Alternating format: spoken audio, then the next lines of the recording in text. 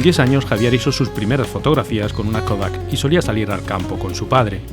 Con 18, cuando me fui a estudiar a Sevilla, tenía las marismas y Doñana al lado, y ya ahí había unido las dos cosas. Ahora es uno de los mejores fotógrafos de naturaleza del país.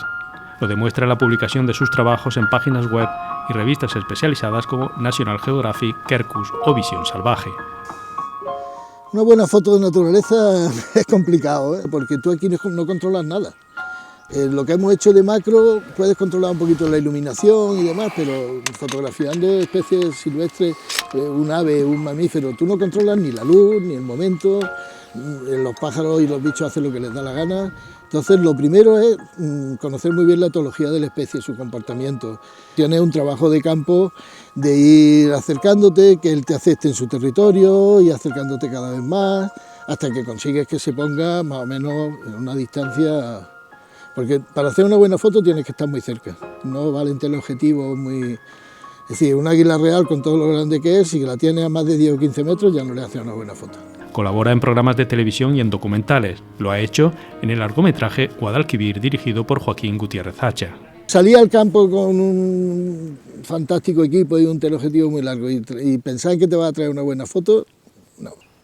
La técnica se aprende.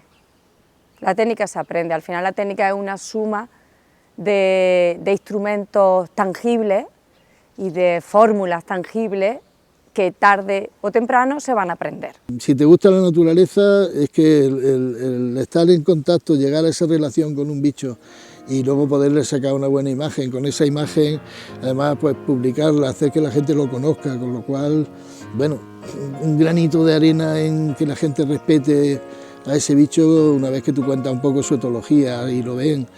Tiene una función artística exactamente igual que puede tener cualquier manifestación plástica, pintura, escultura o de cualquier naturaleza, y luego una función de comunicación muy importante. La fotografía ahora mismo es un medio de expresión, un medio de comunicación, un medio de creación y claro, está abierta a ser tanto pura y trabajar la propia disciplina técnica fotográfica como a mezclarse con todo el resto de las artes. Yo siempre digo que los fotógrafos de naturaleza jugamos con ventaja, que tenemos un modelo que es fantástico. O sea, es que para hacerle una foto mala a un lince hay que ser muy malo. Que una cosa tan bonita es como un fotógrafo de moda que está siempre fotografiando a lo mejor top model.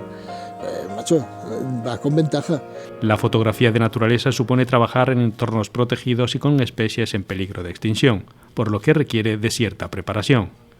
La Asociación Española de Fotógrafos de Naturaleza publicó un código ético que los profesionales deben respetar. El primer punto es el fundamental, porque resume además todos los demás, que es que el conseguir una foto jamás justifica hacer daño, molestar a un animal.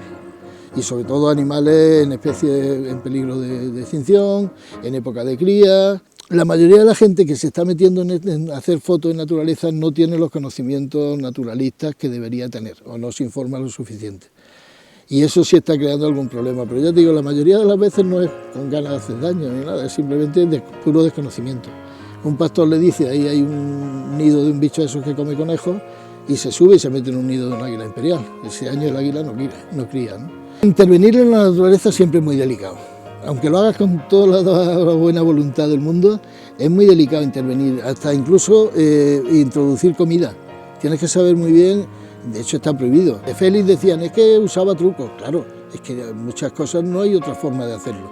De hecho, gente de National Geographic sigue usando los mismos trucos que usaba Félix.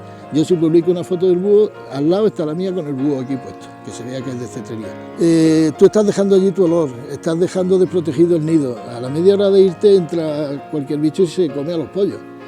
Y bueno, si eso pasa naturalmente, perfecto, pero si ha sido por ti, ya no debíamos de intervenir en eso. Entonces hay que saber dónde te metes, hay que conocer cada especie.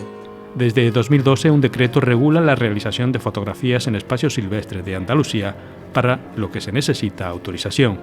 La mayoría de la gente no lo sabe. Yo llevo en la mochila casi más papeles que equipo, de permiso, pues cada especie protegida que fotografío tengo que pedir antes permiso, me lo mandan de Sevilla, en fin, que tiene su trámite, sobre todo cuando son especies en peligro de extinción o está fotografiando en un parque natural.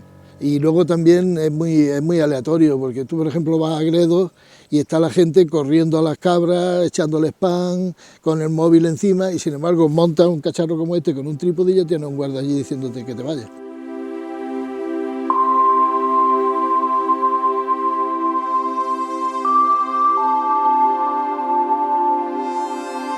Suerte, a veces pasa que te entra un animal. El otro día en Andújar, pues un lince se nos bajó al lado nuestro, a 2 metros, andando tan tranquilo. Eso te pasa una vez en la vida. Eso no pasa casi nunca. Lo normal es que Murphy esté muy pendiente. O sea, tú preparas todo, tienes una luz cojonuda y el bicho está, su posadero, el bicho está por allí dando vueltas. Se pone el sol, se hace de noche y hace pon, y se pone donde se tenía que poner. Eso es lo normal. Para pillar un camaleón cazando un saltamontes, a mí me costó 15 viajes a Cádiz. Porque cazan una vez, primero lo tienes que ver y tienes que saber dónde está y ahora pillarlo, que son milésimas de segundo. Y ellos no son como nosotros, o sea, ya le puedes poner 7 saltamontes con mermelada que si no tiene hambre no mata. Entonces, si a la primera que caza no lo pillas, ya te puedes pajar en otra vez y volver al fin de semana siguiente.